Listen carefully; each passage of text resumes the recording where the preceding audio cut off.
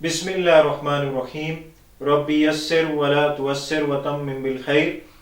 अस्सलाम वालेकुम students, I am Munirul Haque, your mathematics teacher. Welcome to success coaching academy. आज हम क्लास 9 का chapter number 13 sides and angle of triangle, इसका theorem 13.1 start करेंगे। प्रीवियस वीडियो में मैंने आपको थ्योरम 13.1 से रिलेटेड जो ज्योमेट्रिकल टर्म्स थी वो एक्सप्लेन की थी। आज आप वो जो ज्योमेट्रिकल टर्म्स मैंने एक्सप्लेन की थी उसको आप प्रैक्टिकली अप्लाई होते देखेंगे और आपको ये थ्योरम बड़ी आसानी के साथ इंशाल्लाह ताला समझ आ जाएगा। आपने वीडियो गौर से सुननी है और अगर आपको किसी किस्म की कोई कन्फ्यूजन होती है तो वो आप मुझसे कमेंट बॉक्स के थ्रू पूछ सकते हैं। तो स्टार्ट करते हैं। सबसे पहले आपको ये पता होना चाहिए कि थ्योरम कहते किसे हैं। तो थ्योरम एक ऐसी स्टेटमेंट होती है जिसको हम प्रूव करते हैं कि वो सही है, यानी a theorem is a statement that can be prove to be true. देखें, आपके पास फॉर एग्जांपल एक ये लाइन है और एक ये लाइन है। इन दोनों लाइन ने पॉइंट ओ पे एक दूसरे को इंटरसेक्ट किया है, ठीक है। तो अब ये जो एंगल 1 बनता है और एंगल 2 बनता है, ये आपस में कंग्रुएंट होते हैं, इनको वर्टिकल एंगल्स कहते हैं। अब हम ये प्रूफ करेंगे कि ये वाकई कंग्रुएंट हैं, तो इसको आप थ्योरम कहते हैं, यानी एक ऐसी statement that can be prove to be true. और एक होता है पोस्टुलेट। पोस्टुलेट ये होता है कि एक ऐसी statement that can be assume to be true, जिसको हम अज्यूम करते हैं कि वो ट्रू है लेकिन उसका आप प्रूफ नहीं दे सकते, यानी assume to be true without proof. For example मैं कहता हूं कि ये एक पॉइंट है, अब इस पॉइंट से इनफाइनाइट लाइन पास हो सकती है, बात है तो सही लेकिन इसको हम प्रूफ नहीं कर सकते। तो that is the difference between theorem and postulate. Theorem एक ऐसा स्टेटमेंट होता है जिसको आप प्रूव करते हैं कि वो सही है। जिस तरह ये दो लाइंस एक दूसरे को इंटरसेक्ट करती हैं, तो ये जो एंगल 1 और एंगल 2 जो बनता है, ये इनको वर्टिकल एंगल्स कहते हैं, वर्टिकल एंगल्स, और ये आपस में कंग्रुएंट होते हैं, ये हम प्रूव करेंगे, तो इसको आप थ्योरम कहते हो। और एक ऐसी स्टेटमेंट जिसको आप प्रूव ना कर सको ट्रू है लेकिन वो उसको ज्यूम किया जाए कि वो ट्रू है, तो उसको आप पोस्टुलेट कहते हो, ठीक है। अब थ्योरम 13.1 की तरफ जाते हैं। बास थ्योरम का जो कॉम्बिनेशन होता है वो इफ देन का कॉम्बिनेशन होता है, या इफ वाली जो स्टेटमेंट आपके पास, अब देखेंगे जो मैंने ब्लू स्टेटमेंट लिखी हुई है, मैं इसको एक दफा पढ़ता हूं। If two sides of a triangle are unequal in length, यहाँ पे कामा डाला हुआ है तो कामा से पहले पहले वाला ऐसा गिवन होगा। बाज़ औक़ात यहाँ पे कामा की जगह देन लिखा होता है, तो देन से पहले पहला वाला ऐसा गिवन होता है और देन के बाद वाला ऐसा हमने प्रूव करना होता है। बेसिकली थ्योरम में आपने 4 हेडिंग्स देनी होती है कि गिवन क्या है, what is given, to prove क्या करना है, और तीसरी हेडिंग आती है हम फिगर में खुद से अमेंडमेंट करते हैं जिसको आप कंस्ट्रक्शन कहते हैं।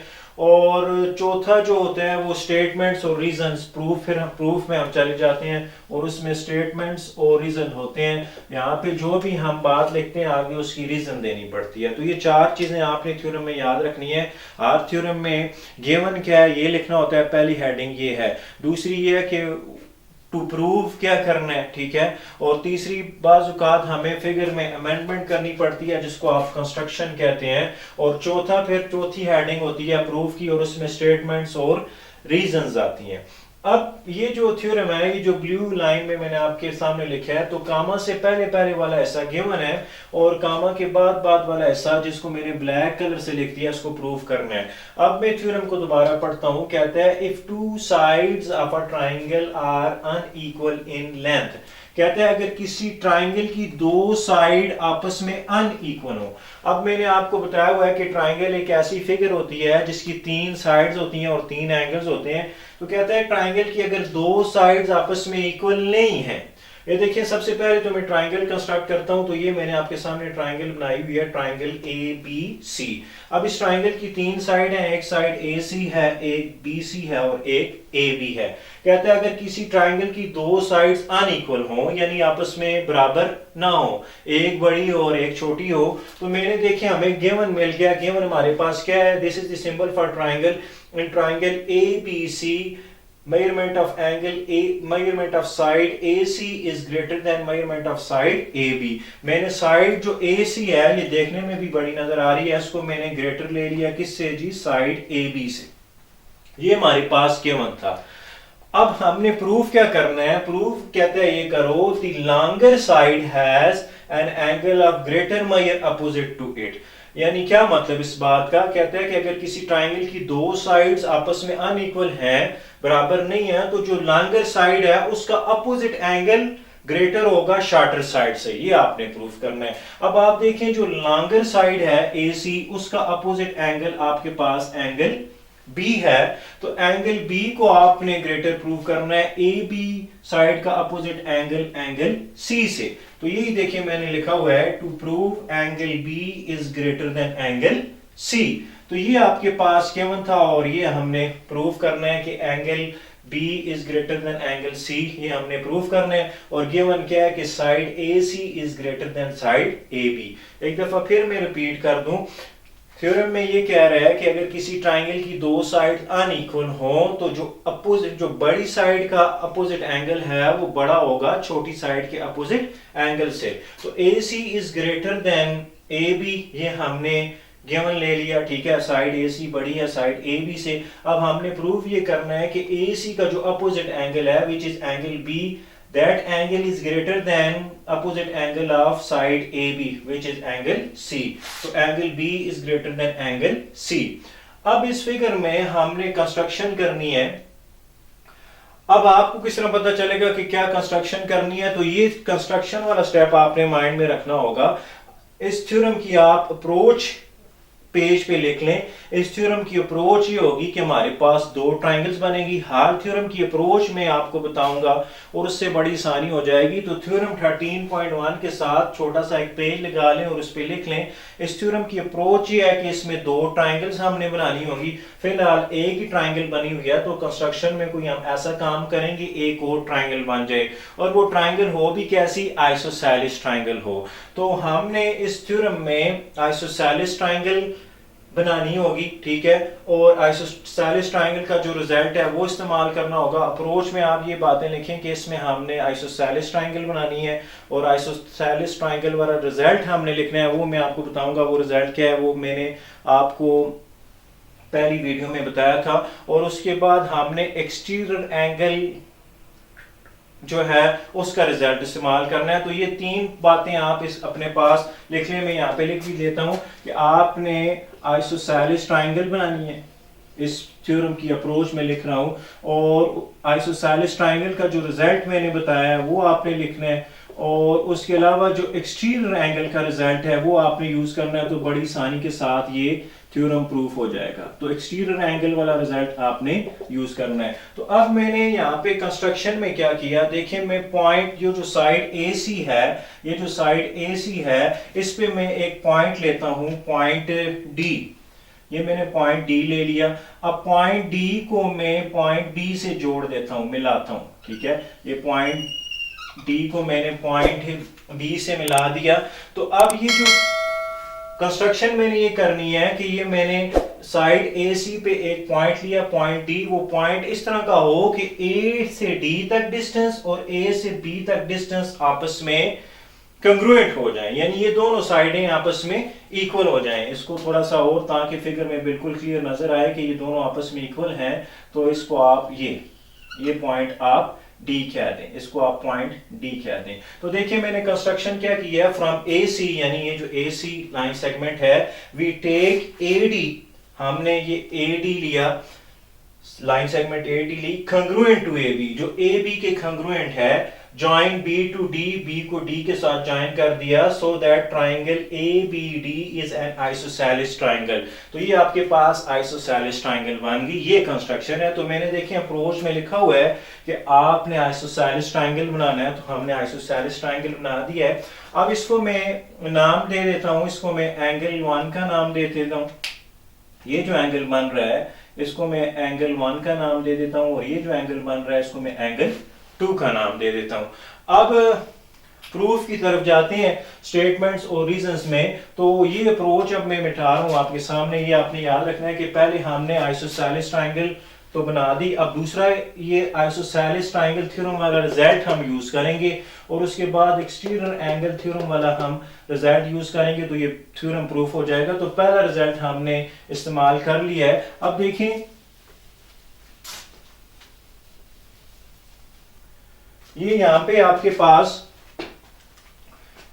मैंने लिखा हुआ है कि in triangle A B D, ये आपके पास जो स्टेटमेंट्स में देखें तो in triangle A B D, ये जो ट्राइंगल ए बी डी है, side A D is congruent to side A B, ये आपस में कंग्रुएंट है।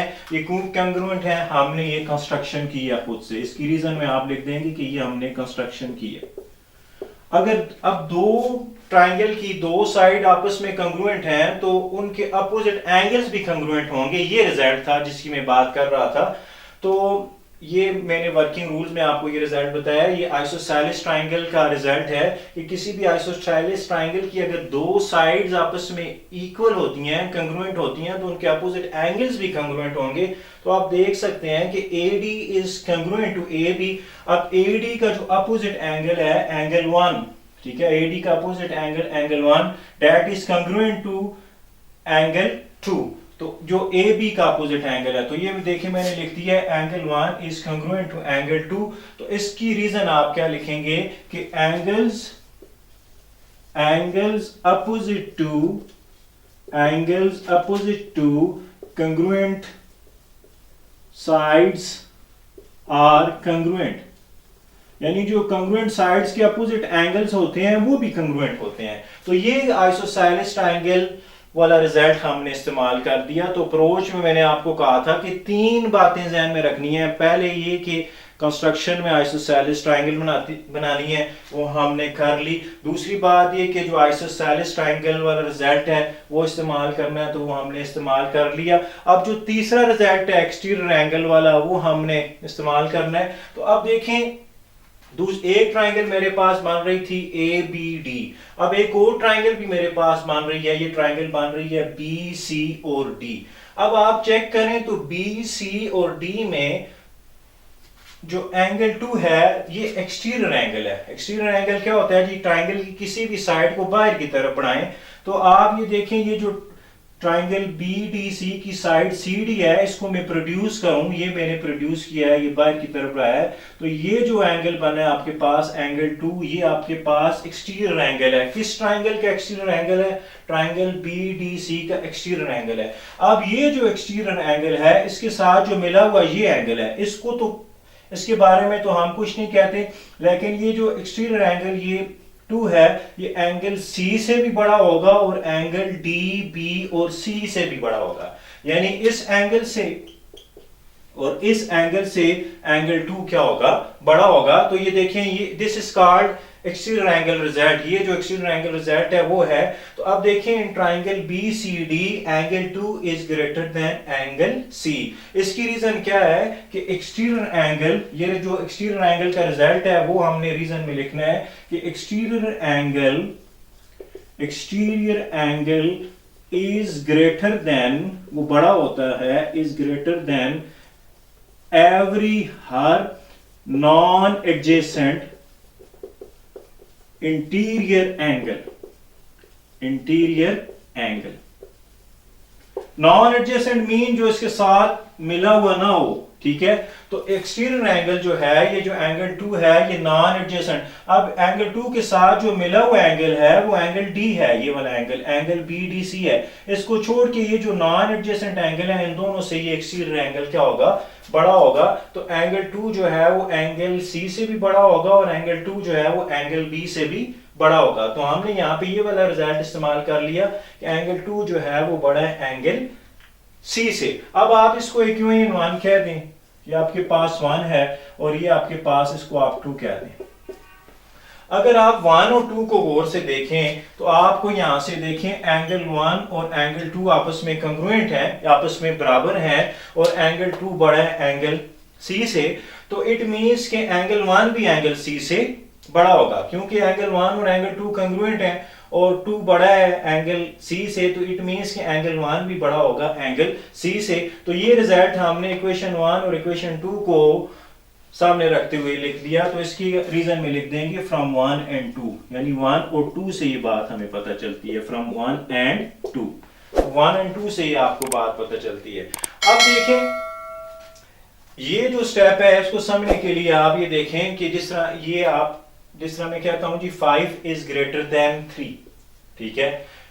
ये तो अंडरस्टूड है 5 बड़ा है 3 से। अब मैं दोनों तरफ कोई पॉजिटिव नंबर ऐड कर दूं, इधर भी 2 ऐड करता हूं, इधर भी 2 ऐड करता हूं, तो स्टिल जो है वो 5 + 2 7 वो बड़ा रहेगा 3 + 2 5 से। ठीक है, तो ये स्टेप यहाँ पे किया हुआ है। एंगल 1 में मैंने एंगल CBD ऐड कर दिया है। ये एंगल 1 था आपके पास, ये वाला, ये एंगल 1 है। इस एंगल में मैंने एंगल CBD, याद रखें जिस पॉइंट पे एंगल बनता है उसको आप दरमियान में लिखते हैं, तो CBD, तो दरमियान में ये B लिखना है क्योंकि B पॉइंट पे एंगल बन रहा है। तो एंगल 1 में मैंने एंगल CBD ऐड कर दिया, तो वो स्टिल ग्रेटर होगा एंगल C से। इसकी रीजन ये है कि if A is greater than B, अगर A B से बड़ा है और C कोई भी पॉजिटिव नंबर है and C is greater than 0, then A + C is also greater than B + C। तो यही बात है, ये इसको मैंने AB की फॉर्म में लिख दिया है कि अगर 5 3 से बड़ा है और 5 में आप कोई पॉजिटिव नंबर ऐड करते हो और 3 में भी कोई पॉजिटिव नंबर ऐड करते हो, तो स्टिल जो है वो 7 बड़ा रहेगा 5 से। तो हमने क्या किया, एंगल 1 में एंगल CBD भी ऐड कर दिया, ठीक है, और वो स्टिल बड़ा आएगा एंगल C से। हम देखिए प्रूफ की तरफ जा रहे हैं। प्रूफ हमने ये करना है कि angle B is greater than angle C। अब आप थोड़ा गौर करें तो आपके पास ये जो एंगल 1 बन रहा है और एंगल CBD बन रहा है, यानी ये एंगल 1 और एंगल CBD, ये पूरा एंगल B बन रहा है। मैं आपको इधर जरा एक्सप्लेन करके बताऊं। ये देखें, ये आपके पास ये लाइन है, ठीक है, ये यहां से ये आपके पास एंगल 1 है, ये आपके पास एंगल 1 है, ये D B और C, ठीक है। तो ये आपके पास एंगल 1 है और ये आपके पास C B और D है, ठीक है। तो अब ये आपके पास CBD, ये एंगल है CBD, तो ये जो पूरा ओवरऑल एंगल बन रहा है वो एंगल B बन रहा है। ये आप चेक कर सकते हैं, ये एंगल ABC बन रहा है, ये पूरा ओवरऑल एंगल ABC बन रहा है, तो इसको C का नाम दे दें। तो ये मैंने लिख दिया angle 1 plus angle CBD which is equal to angle B। तो angle B is greater than angle C, यही हमने प्रूफ करना था, ठीक है। तो ये आपके पास थ्योरम है। एक दफा फिर आप इसकी समरी नोट कर लें कि आपने इस थ्योरम में सबसे पहले आइसोसेलेस ट्रायंगल बनानी होगी कंस्ट्रक्शन में, और फिर आइसोसेलेस ट्रायंगल वाला रिजल्ट जो ये है कि अगर दो साइड्स कंग्रुएंट हों तो अपोजिट साइड्स भी कंग्रुएंट होंगी, वो यूज करना होगा। और फिर एक्सटीरियर एंगल वाला रिजल्ट यूज करना होगा कि अगर किसी ट्रायंगल का जो एक्सटीरियर एंगल होता है वो opposite non adjacent interior angle से बड़ा होता है। तो ये आपके पास थ्योरम है, इसमें किसी किस्म की कोई कंफ्यूजन हो, कोई पॉइंट क्लियर ना हो तो वो आप मुझसे कमेंट बॉक्स में पूछ सकते हैं। बहुत शुक्रिया।